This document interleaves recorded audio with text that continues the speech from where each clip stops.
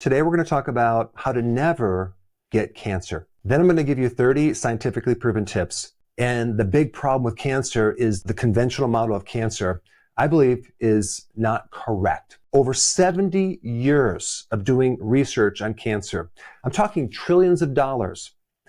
The 5-year survival rates have not budged. And also there's not a lot of enthusiasm funding alternative research other than if it's chemo, radiation, or surgery. Now that's a big problem, especially if you're trying to avoid or prevent cancer. To be able to prevent cancer, you have to really understand cancer and exactly what it is, because the medical model says that cancer is a mutation. It's a spontaneous mutation of your DNA, and that basically means some alteration or change in the blueprints of your cells. Then the solution is to kill those cells and destroy those cells with chemotherapy, radiation, surgery. And that's pretty much the model of what the conventional viewpoint of cancer is. So that's conventional over here, okay? Let's take a look at another viewpoint on cancer, the metabolic viewpoint on cancer. And so in that model, you don't first have a genetic mutation. Instead, you first have damage to the mitochondria. That's the little energy factories in the cell as the first thing that happens. And then you might get a mutation down the road over here. What I'm trying to do is I'm trying to give you the foundation behind cancer of what it is, because if we don't really understand the foundation of it, all of these recommendations are not going to work because it's based on the wrong problem. What is a cancer cell? It's a cell that has lost its ability for the mitochondria to work correctly. The cancer cell has hijacked it. One really important thing about the mitochondria is that it needs oxygen to work. But with cancer, it can live without oxygen. And if we go back in history and look at the primary driver of what's really going on, the purpose of this whole thing is that these cells are just trying to survive. And they had to survive in different environments. In relationship to oxygen, they actually created a plan B. They created this other system of getting energy, and that's called fermentation. And this is why when they diagnose cancer and they try to evaluate it, they use what's called a PET scan. A PET scan is looking for areas in the body where there's this hyper metabolism of glucose, and it kind of lights right up because this cancer cell is fermenting like crazy, and it's hogging all of this sugar like a huge vacuum cleaner, just trying to suck all this sugar to try to get energy. It's trying to survive. And so then the PET scan is scanning the body to see what areas are in this hyper metabolism of glucose or fermentation. First, you're going to get damage in the mitochondrial cells in a certain organ, okay? So let's say, for example, you're a smoker and you have smoked for many years and all the smoke is going into your lungs. And then one day you get a virus, you get pneumonia. Pneumonia now is acting like a spark. So now you develop lung cancer. Another big trigger could be low amounts of vitamin D, since vitamin D is like the master regulator of the immune system. And then you let your vitamin D drop too low. Now that could be the trigger to colon cancer. So now let's go through the things that you can do to actually avoid cancer, okay? Let's start with number one, vitamin D. And it's very important in controlling your entire immune system. There are a couple different cells, so actually there's quite a few different cells in your immune system that directly target cancer cells. There's some great data that shows that in order to shrink tumors, you need to get your vitamin D blood levels above 90, but I would keep your vitamin D levels between 60 and 80 at the very minimum. That way we can keep enough immune support, because conventionally, what they're doing is they're using chemo and radiation, and they're also killing off your immune system. But if you kill off the immune system at the same time, what then is going to prevent it from coming back? Because there's always a small amount of cancer cells that survive the chemo. We really need to maintain a strong immune system with vitamin D, okay? Number two, cold therapy. We're adding a stress to the body that forces our body to make a lot more mitochondria. Just think about what happens when you go into this cold immersion tank or you take a cold shower. Your body has to maintain 98.6. You just got into a cold tank. It's 50 degrees or 40 degrees. It's freezing. What does your body have to do to maintain that temperature? It has to cause that mitochondria just to work like crazy, not to make energy, but just to make heat to counter that. So it's a massive stress on your mitochondria that then causes the mitochondria to adapt and become stronger. Intermittent fasting is probably the most important way to prevent cancer. And I'm talking about 2 meals a day, 1 meal a day. You go maybe once a month, 3 days, or even 5 days of no eating. If we're talking about damaged mitochondria being at the heart of this problem, then you would want to clean up all the damaged mitochondria. The best way to do it is through a condition called autophagy, which is a condition where your body is recycling old damaged cells and cell parts and mitochondria and turning those into new ones. So this is super therapeutic to constantly generate new mitochondria, and it's one of the best ways to prevent cancer, especially since cancer originates at the mitochondria. Number 4, if you're grilling steak or meat on the grill, that charring of the meat and the fat is carcinogenic to a certain degree. But if you add some herbs, garlic, thyme, sage, or even onions, you just countered that carcinogenic effect. And this is just a real simple thing to do because these herbs have all sorts of plant-based chemicals that protect you against cancer, but they also support the mitochondria. Number 5, if you're getting a CAT scan or x-rays, you're getting radiation, something called ionized radiation. I used to be an x-ray tech. I used to do portable x-rays at nursing homes for many years, and I never wore a lead shield. I was exposed a lot to radiation. I was stupid. I should have done that. I've had just a ton of dental x-rays.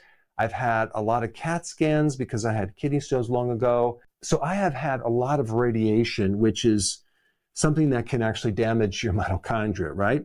Maybe request not to get an x-ray so frequently. And if you do get an x-ray, make sure you shield that thyroid. And also, if you're going to get a CAT scan, see if they can do an MRI or an ultrasound just to reduce the radiation. Okay, next point here is folate. When you have a folate deficiency, it's very similar to being exposed by radiation as far as the damage on your DNA. So just make sure you have enough folate.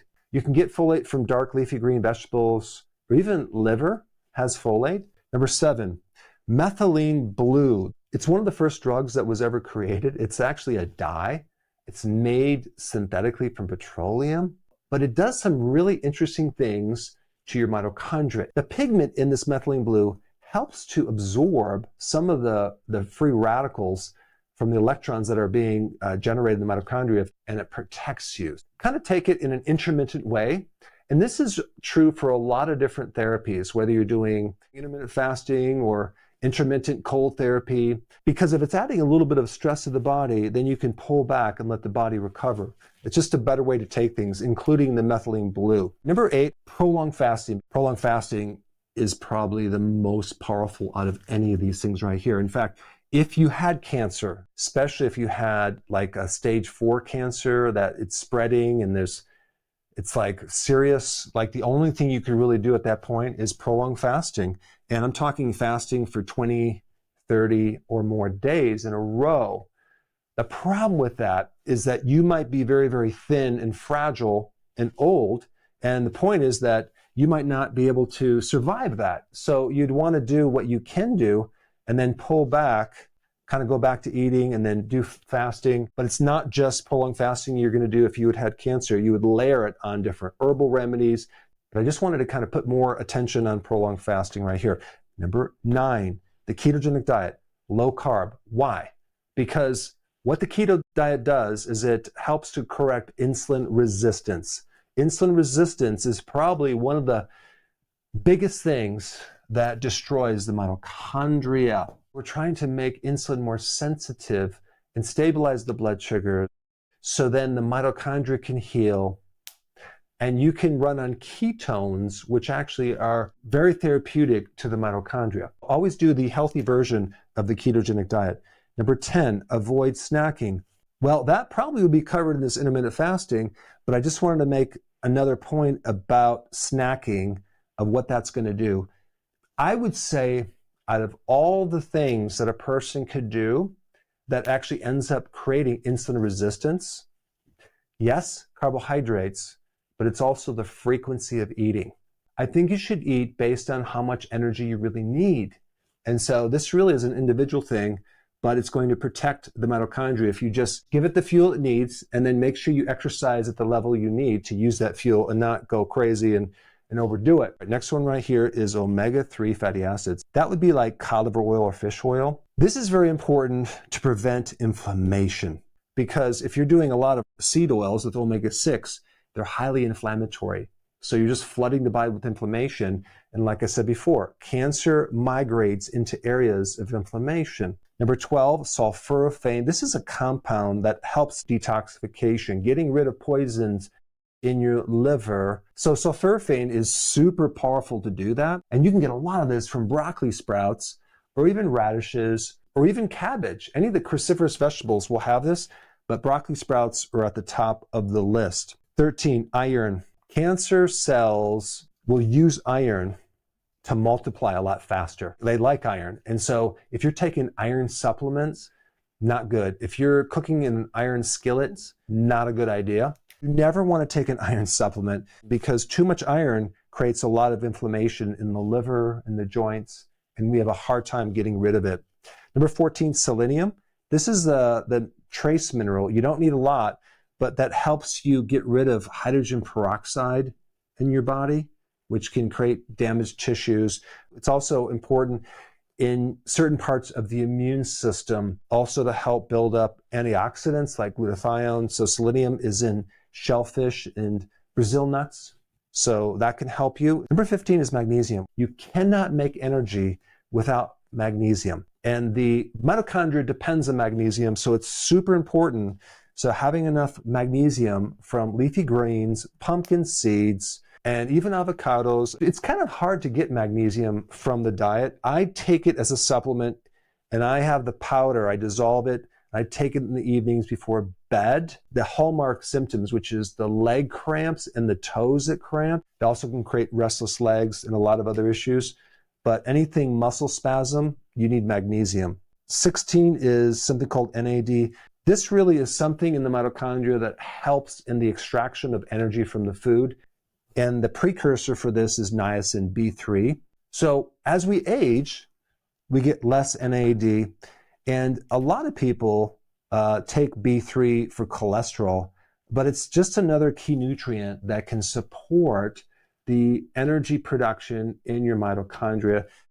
If you're going to take B3, I recommend you take the one that gives the flushing, but don't take a lot at first because it might scare you because you're just going to have this huge flushing reaction. Just take maybe 50 milligrams to start off and just see how you do with that. I feel much better when I take B3.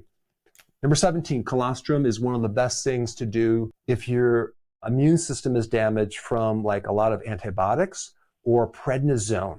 I had a lot of antibiotics myself and a lot of prednisone. So there was one point where I was on colostrum. It's a great thing for the immune system because colostrum is like in the first part of milk. And you have probiotics, you have all the immune factors. You literally have your mom's immune system in that colostrum. And it's in the first few days of the breast milk. But if you haven't been breastfed, you might have some weaknesses within your immune system. So you want to get it from an animal. And you can take some in a powder or pills. And it can help support your immune system, which is indirectly going to help reduce the risk of cancer. Number 18 is AHCC. And the reason I bring this up, it's a very interesting remedy for certain viruses, herpes, but it also is a potent trigger for a certain immune cell in your body called the natural killer cell, which has two jobs. One is to kill viruses, and number two is to kill cancer. And since we're talking about the natural killer cell, we have to talk about beta-glucans, very potent trigger of the natural killer cells. And you can get this from certain mushrooms. The reishi mushroom, very potent, and the shiitake mushroom are loaded with beta-glucans, and they can greatly help your immune system, specifically the natural killer cells, that go after cancer. And then we get to pomegranate.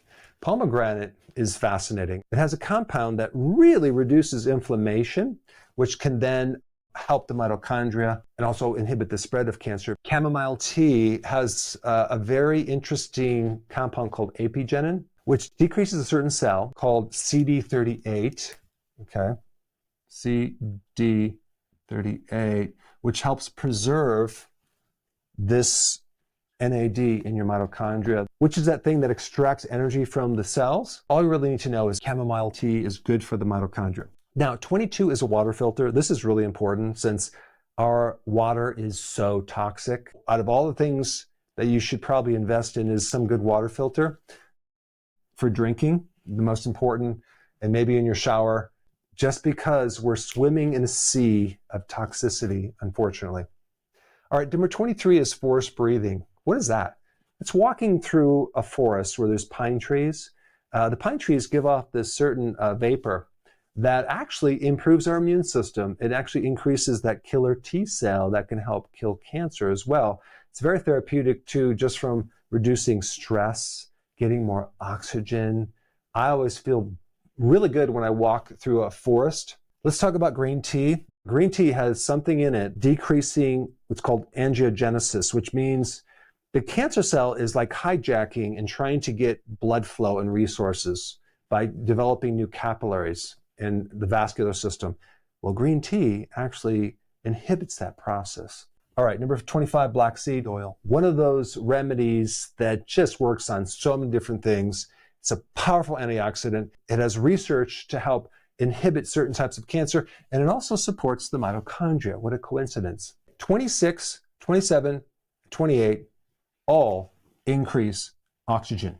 Remember, we're trying to get rid of the areas of your body with hypoxia and just flood the body with a lot of oxygen. So exercise is the absolute best thing. Different types of exercise, long walks, high intensity interval training, and also occasionally if you do hyperbaric, that can really push oxygen into the tissues deeper. But then if you do hypoxia training, you're actually restricting oxygen, whether you're climbing a mountain or using that mask where you restrict the air. What'll happen, you're doing it only for maybe 10 seconds or 30 seconds, but then you have a rebound effect where now the cells are going to adapt and you're going to have more capacity to carry oxygen. So I think to get more oxygen, sometimes you have to do intermittent hypoxia training. I think this is one of the best therapies. I'm doing it right now. It's amazing. And you go to bed at night and you just like, your whole body is just relaxed. And then EMF, electromagnetic fields. If you're close to a Wi-Fi or a router or your computer, it's going to create a problem because EMF causes calcium to build up in the mitochondria and it destroys it. It's kind of like invisible tobacco. It's one of those things that's creating toxicity, but we don't see it, so it's not really on our radar. And number 30, avoid refined sugar and starches. That's probably at the top of the list as far as things that damage your mitochondria right here. So you need to stop consuming these because it's literally setting you up for cancer down the road. And I hope you have a greater appreciation for what to do to avoid cancer. And parallel to this topic, I have over 280 different videos on it. It's vitamin D. And out of all those videos, the most important one relating to vitamin D is this video right here, which I highly recommend you watch right now. Click this video right here. Check it out. Yeah, this one right there. Click it. Watch it.